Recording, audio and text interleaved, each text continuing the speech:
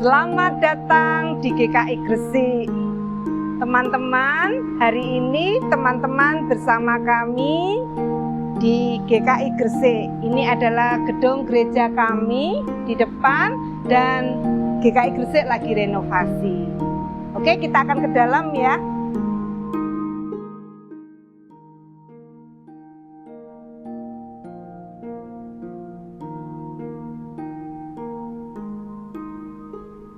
Teman-teman, ini adalah gedung gereja GKI Gresik. Kita ada di dalam gedungnya, ya.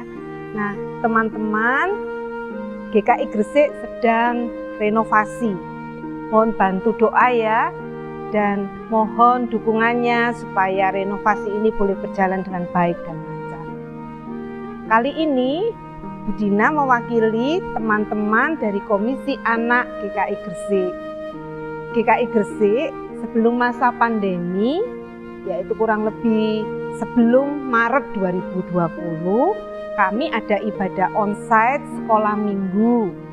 Ibadahnya 2 kali, yaitu pagi pukul 7 dan juga sore pukul 5.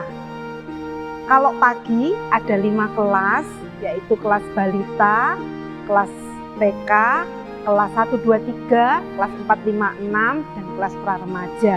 Kalau sore hanya 1 kelas dibuka untuk kelas balita sampai kelas 6. Nah, teman-teman, untuk yang kelas balita itu adalah kelas di mana adik-adik bayi dan juga mereka yang masih sekolah di kelompok bermain ataupun yang belum sekolah didampingi oleh para orang tuanya. Kalau kelas TK mereka sudah berani sendiri. Dan kelas 1, 2, 3, kelas 4, 5, 6 mereka sudah berani sendiri. Ada cukup banyak, kurang lebih 150-an kami ada di sekolah minggu. Terus untuk pra-remaja itu SMP kelas 7 sampai dengan kelas 9. Kalau pada masa pandemi saat ini, GKI Gresik untuk sekolah minggu masih online. Untuk sekolah minggu yang biasanya minggu pertama, kedua, dan ketiga kami harus melakukan recording dan syuting. Baik itu untuk ujian, firman, maupun juga untuk aktivitas. Jadi kalau minggu keempat kami mulai dengan Zoom pada bulan berapa ya, sudah beberapa kali ini. Nah, itulah sedikit cerita tentang GKI Gresik. Demikianlah teman-teman kelas-kelas di sekolah minggu GKI Gresik. Kita harus saling mendukung, kita saling menopang dan tetap semangat pada masa pandemi ini.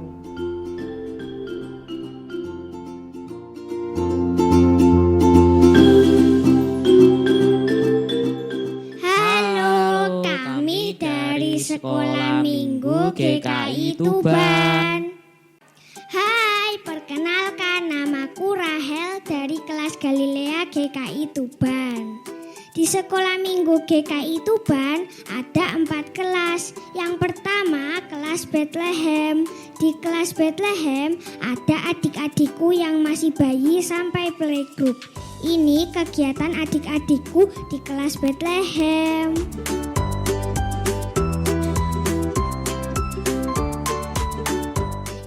Kedua ada kelas Nazaret.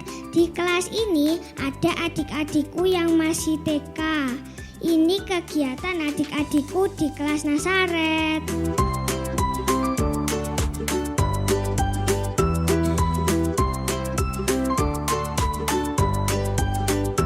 Hai, namaku Tabita dari kelas Getsemani GKI Tuban. Yang ketiga adalah kelas Galilea. Di kelas Galilea ada adik-adikku yang masih kelas 1 sampai kelas 3 sekolah dasar. Ini kegiatan di Galilea.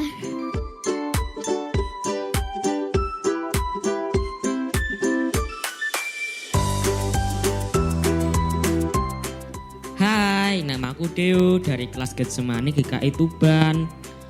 Halo, yang terakhir adalah kelasku, kelas Getsemani. Kami semua dari kelas 4 sampai kelas 6 sekolah dasar. Ini kegiatan dari kelas kami.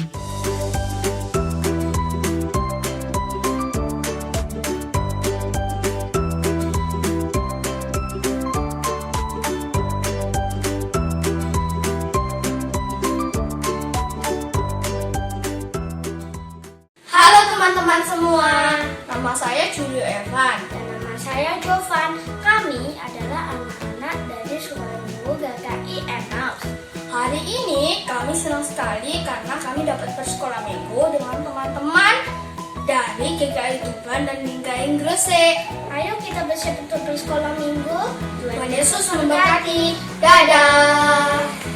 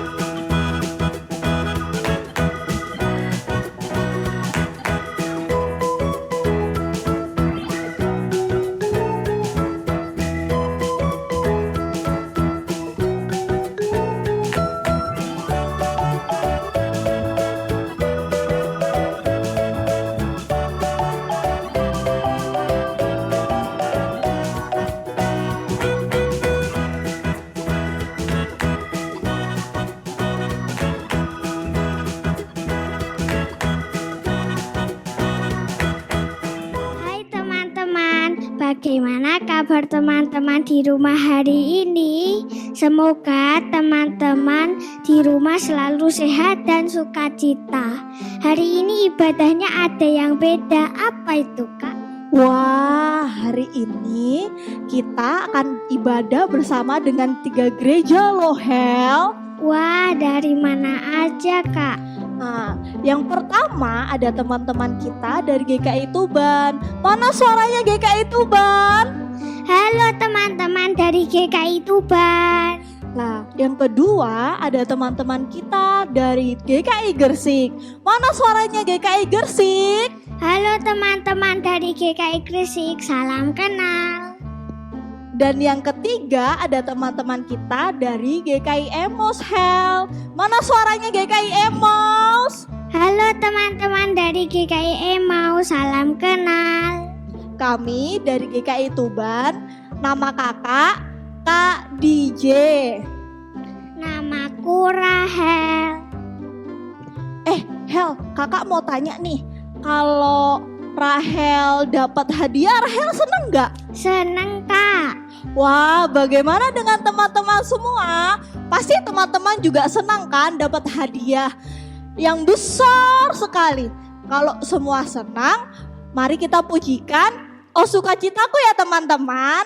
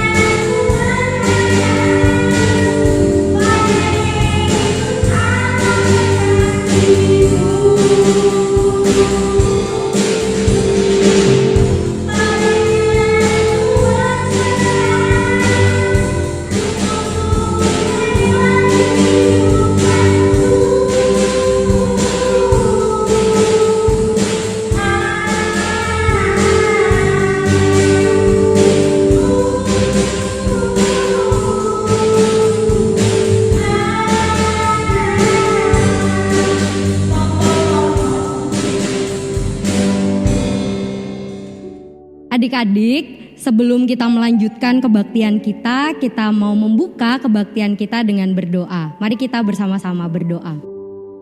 Ya Tuhan, kami bersyukur atas kesempatan yang luar biasa hari ini. Kami boleh bersama-sama bersekolah minggu, kami dari GKI Tuban, GKI Gresik, dan GKI Emmaus. Kami tahu bahwa saat ini kami tidak bisa berkumpul secara fisik, tapi kami bersyukur atas teknologi yang boleh Engkau berikan kepada kami, sehingga sekalipun kami berjauh-jauhan secara tubuh kami, tapi kami boleh bisa bersama-sama memuji-Mu, boleh bersama-sama bersekutu untuk Engkau. Ya Tuhan, tolong sertai sekolah minggu gabungan kami hari ini. Biarlah dalam sekolah minggu gabungan ini kami boleh bisa mendengarkan firman-Mu dengan baik. Kami boleh bisa memuji nama-Mu dengan baik. Terima kasih, kami serahkan kebaktian kami hari ini ke dalam tangan-Mu. Haleluya, amin. Wah, adik-adik pasti semua udah sukacita ya, karena kita udah dapat hadiah dan anugerah dari Tuhan. Oh iya, kita juga udah diberikan seorang sahabat yang luar biasa. Oh iya Kak, aku jadi ingat satu lagu yang judulnya Ada Satu Sobatku Yang Setia. Kita nyanyi yuk Kak. Wah, boleh tuh. Ayo adik-adik kita nyanyi sama-sama ya. Ada satu sobatku yang setia.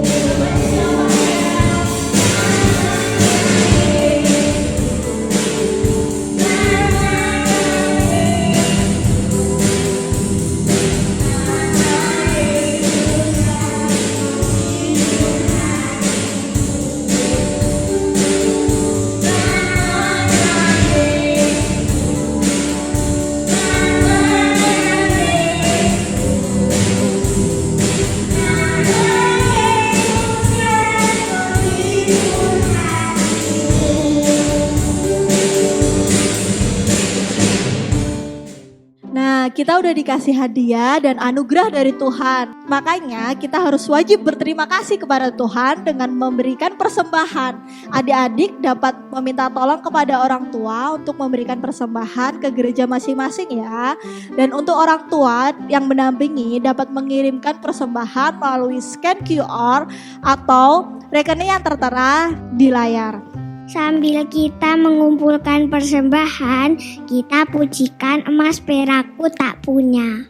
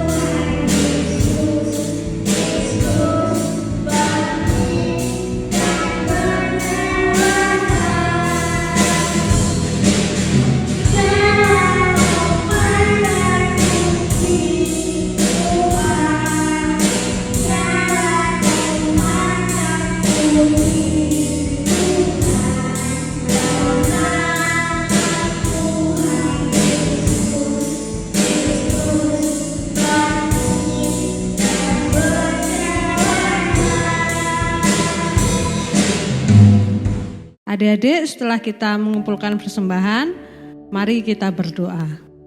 Tuhan Yesus, kami mengucap syukur atas persembahan yang kami kumpulkan pada hari ini. Engkau memberkati kedua orang tua kami yang bekerja, dan juga kiranya Engkau memberkati para majelis yang akan mengelola persembahan ini. Kami serahkan persembahan ini hanya ke dalam tangan anak-Mu yang tunggal, Yesus Kristus, Juru Selamat kami yang hidup. Kami berdoa dan mengucapkan syukur. Haleluya. Amin. Adik-adik, sekarang kita akan mendengarkan firman Tuhan. Kita siapkan hati dan pikiran kita ya untuk mendengarkan firman Tuhan. Sebelum mendengarkan firman Tuhan, mari kita pujikan Hebatlah Tuhan Yesus.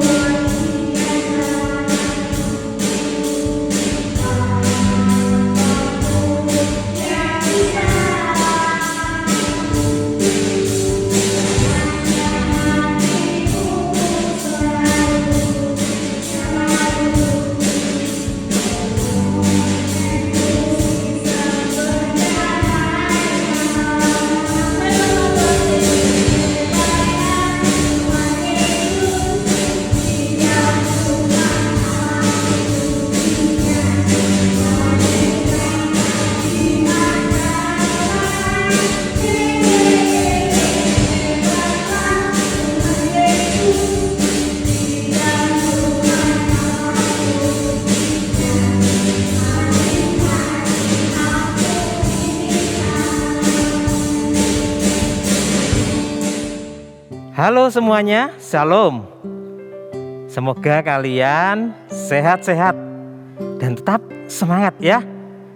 Meskipun kita tetap harus berada di rumah, kita harus tetap bisa menjalani dengan penuh sukacita dari rumah kalian masing-masing untuk beribadah. Ya, tadi kalian sudah memuji Tuhan dan kita bersama-sama akan mendengar firman Tuhan.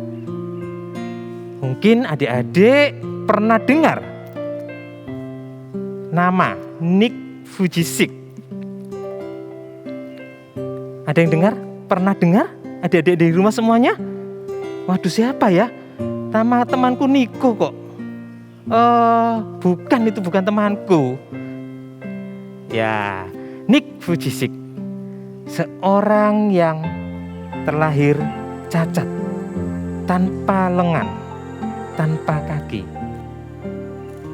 Dan Nick Vujicic, dia dipakai Tuhan luar biasa. Dia boleh memberitakan Injil. Dia sebagai motivator, memberikan semangat terus, ya, memberikan semangat dan membawa banyak orang-orang untuk percaya kepada siapa? Percaya hanya kepada Tuhan Yesus. Ya. Kenapa Nick Vujicic bisa seperti itu? Dia lahir dengan keadaan yang cacat, tetapi dia tidak pernah menyerah. Pernah sih dia mencoba untuk bunuh diri, tetapi karena kasih sayang orang tuanya, karena orang tuanya yang begitu mengasihi, maka semuanya tidak terjadi. Nick Vujicic tetap bertumbuh menjadi anak yang bisa terus percaya kepada Tuhan. Dia percaya dengan sungguh-sungguh dengan keterbatasannya. Karena dibimbing orang tuanya. Bayangkan dia harus dibimbing ya. Karena dia tidak punya lengan, tidak punya kaki. Allah kita juga Allah yang mengasihi kita. Kalian pernah ingat Petrus? Siapa Petrus? Bukan tetangga sebelah, bukan. Petrus, muridnya Tuhan Yesus. Pasti kalian pernah dengar nama itu. Petrus, dia pernah melakukan hal yang mungkin membuat malu. Tapi kita lihat, perhatikan sekarang. Mari kita buka baik-baik. Kita baca firman Tuhannya di dalam Kisah Para Rasul pasal 3 ayat 1 sampai ayat 10. Ya, kalau di perikop dikatakan Petrus menyembuhkan orang lumpuh. Ayo buka Alkitab kalian ya. Mari sama-sama kita perhatikan dan kita simak baik-baik. Pada suatu hari menjelang waktu sembayang, yaitu pukul 3 petang, naiklah Petrus dan Yohanes ke bait Allah. Di situ ada seorang laki-laki yang lumpuh sejak lahirnya sehingga ia harus diusung. Tiap-tiap hari orang itu diletakkan dekat pintu gerbang bait Allah yang bernama Gerbang Indah untuk meminta sedekah kepada orang yang masuk ke dalam bait Allah. Ketika orang itu melihat bahwa Petrus dan Yohanes hendak masuk ke bait Allah, ia meminta sedekah. Mereka menatap dia.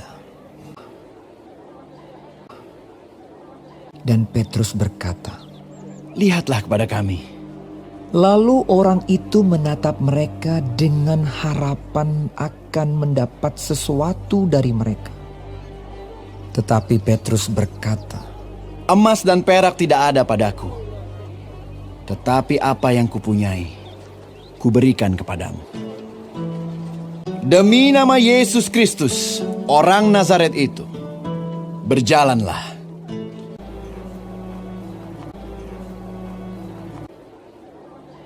Lalu ia memegang tangan kanan orang itu dan membantu dia berdiri. Seketika itu juga kuatlah kaki dan mata kaki orang itu. Ia melonjak berdiri lalu berjalan kian kemari, berjalan dan melompat-lompat serta memuji Allah. Dan mengikuti mereka ke dalam bait Allah. Karena orang itu tetap mengikuti Petrus dan Yohanes, seluruh rakyat itu melihat dia berjalan sambil memuji Allah. Lalu mereka mengenal dia sebagai orang yang biasanya duduk meminta sedekah di gerbang indah bait Allah. Sehingga mereka takjub dan tercengang tentang apa yang telah terjadi padanya. Ya, Petrus yang pernah menyangkal Tuhan Yesus, aku tidak kenal, aku gak kenal. Tetapi pada hari itu ketika dia berjumpa dengan seorang pengemis yang lumpuh, pengemis itu menatap Petrus. Tapi Petrus berkata, "Emas perak aku tidak punya, tapi yang aku punya adalah Yesus. Dan aku katakan, demi nama Yesus orang Nazaret, berjalanlah." Dan akhirnya pengemis itu dicoba bantu berdiri dan dia bisa berdiri, dia bisa melompat-lompat bersuka cita. Bukan karena Petrus yang hebat, bukan karena Petrus yang mungkin punya ilmu sulap atau apa, enggak. Petrus orang yang terbatas, punya kelemahan. Petrus sekarang sudah bisa mengatakan demi nama Yesus karena dia percaya dengan yakin bahwa hanya Tuhan Yesus yang bisa menolong semua orang. Dia yakin bahwa kuasa yang diberikan oleh Tuhan Yesus yang seperti dikatakan oleh Tuhan Yesus, kamu akan menerima kuasa kalau Roh Kudus turun ke atas kamu. Di dalam Kisah Para Rasul pasal 1 ayat yang ke-8. Kalian bisa baca di sana. Semua orang yang menerima kuasa, semua orang yang menerima Roh Kudus akan diberi kuasa oleh Tuhan. Nah, adik-adik, kita semuanya orang yang berdosa, punya kelemahan, punya kekurangan. Tetapi dengan kelemahan, dengan kekurangan itu, jangan kalian terus aku enggak mau. Kita bisa dipakai Tuhan. Tuhan sudah memberikan kita Roh Kudus. Kalian bisa seperti Petrus, menyembuhkan orang. Kalian juga bisa menjadi pendamai. Kalau teman kalian bertengkar, kalian juga bisa loh. Karena kalian punya Roh Kudus di dalam diri kalian. Kalian bisa menjadi pendamai. Ya. Mari kita semua yang sudah percaya kepada Tuhan Yesus, kalian semua, saya juga. Saya bukan orang yang hebat terus bisa berdiri di sini terus sekarang ada di depan kalian, di depan kamera ini. Bukan, tetapi karena juga kuasa Tuhan Yesus, kakak sekarang bisa berdiri menyampaikan firman Tuhan ini, ya. Oke? Kalian ingat, kita punya Roh Kudus. Jadi kita tetap maju, tetap semangat. Kita beritakan Injil, kita beritakan firman Tuhan, ya. Oke? Ingat selalu, ada Roh Kudus di dalam diri kita.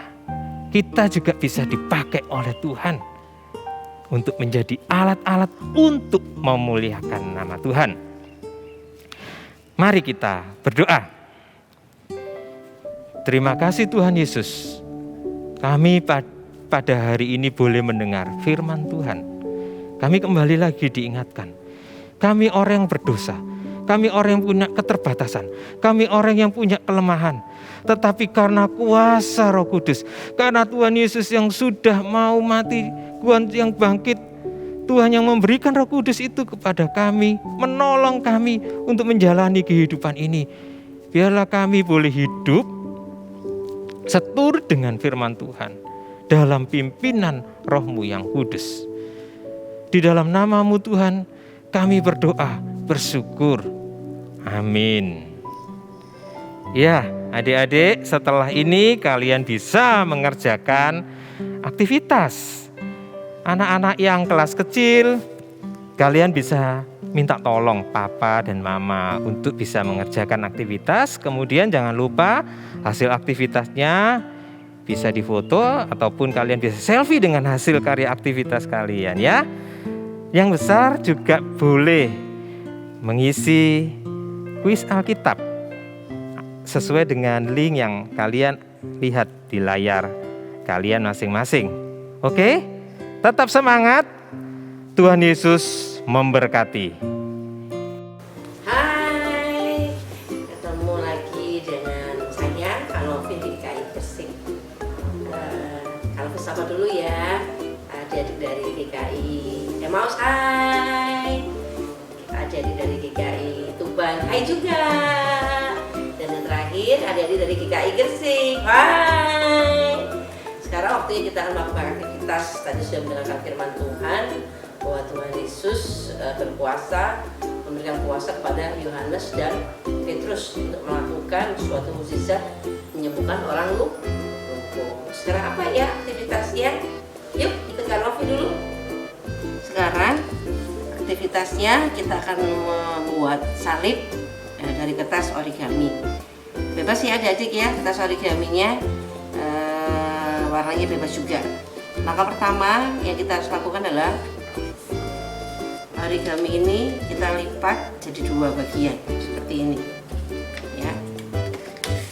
Kalau pakai batu pakai penggaris ya, biar rapi. Sini ya. Setelah itu kita buka, kita lipat lagi masuk ke dalam. Dilihat ya, adik-adik ya. Oke, pakai penggaris aja biar rapi. Satunya lagi, masuk lagi. Kita lipat lagi. Ini Ini yang kedua, yang ketiga. Langkah ketiga. Kita lipat lagi ke dalam lagi. Tengah-tengah ya.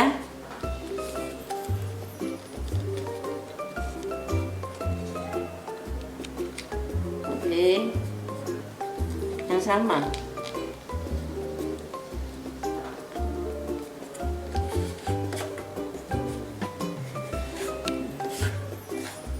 Satunya lagi masuk lagi.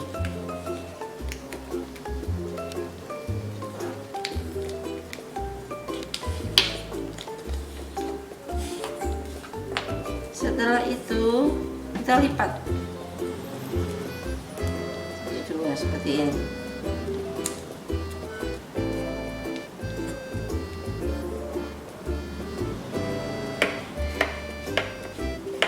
Kita buka ya, kita lipat yang atas ke tengah-tengah gini.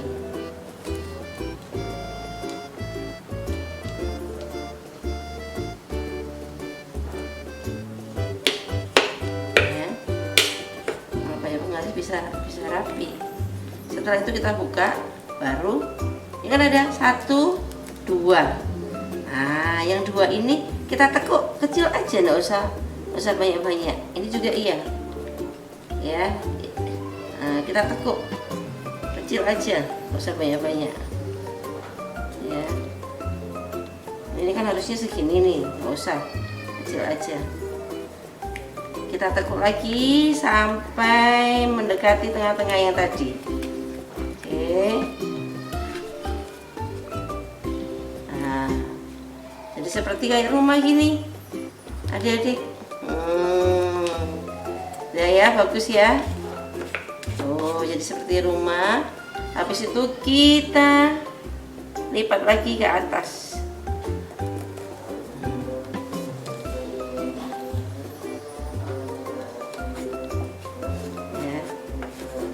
Setelah kita lipat, ini tadi kita tekuk ke belakang.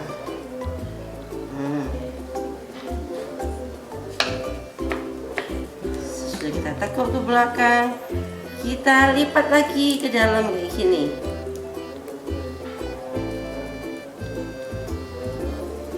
Ya, setelah kita lipat, ini kita lipat keluar gini. Ya. Lipat lagi.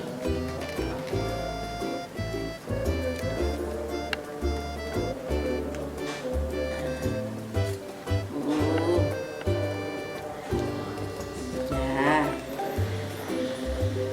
Jadilah salin. Ya. Ini posisi berdiri, posisinya tidur kayak gini. Jadi pasti bisa ya membuat salib.